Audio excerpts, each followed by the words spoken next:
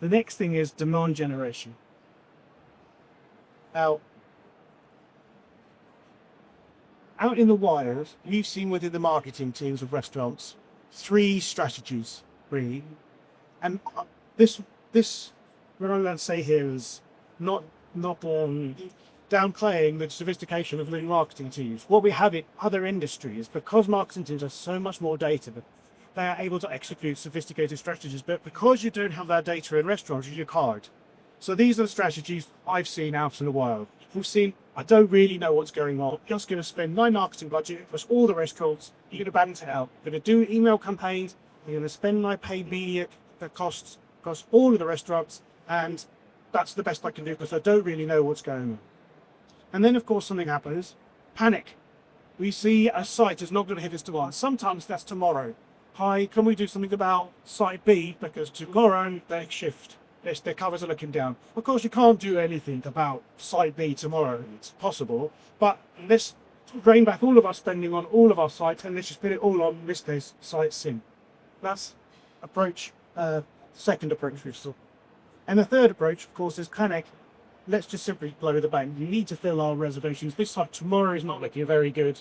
So let's just spend all of our money on site C and spend it in that. We don't have the ROIs then and just want to have full restaurants. But because we don't know what's happening, it's just the kind of stuff that we're seeing out. And of course, if we know what's happening, if we've got an idea that site A and site B, they're looking good. They're cool. They're going to hit their targets. Their trajectory is good. You don't really need to worry about that. But site C and site B, they are below expectation. We now know that to do something. So we can balance our marketing and our paid media spend accordingly. We know where to focus our attention. So we're going to put our budgets on C and D. So we can have a much better idea where we're going to spend. We can ramp up spending to fill our holes, knowing that the markets that will take care of sites A and B in this case. And you can see this is, really what is happening in other industries, which is just very, very challenging with inside hospitality. If you can roll that out to have a forward-looking view, accurate forward-looking view, you can see that these things change. So we can say this week we're going to focus on C and D, but actually really we should be looking at 3 weeks out or 4 weeks out in advance. So we know actually 2 weeks we're fine. Actually we're on target, we're tracking good, we're going to fill all of our books. Just turn off spend, we don't need to worry about that. Now 3 weeks time we've got a problem and we've now got 3 or 4 weeks to solve that problem. So we can focus in there. And that means by the time we get to, by the way, next week we're looking pretty dodgy guys, can you do something about it? The answer is no, we're not going to do anything about it. We've already tried. You need to be starting to cut your cost accordingly, manage your labour, manage your stock control. We're ahead of this.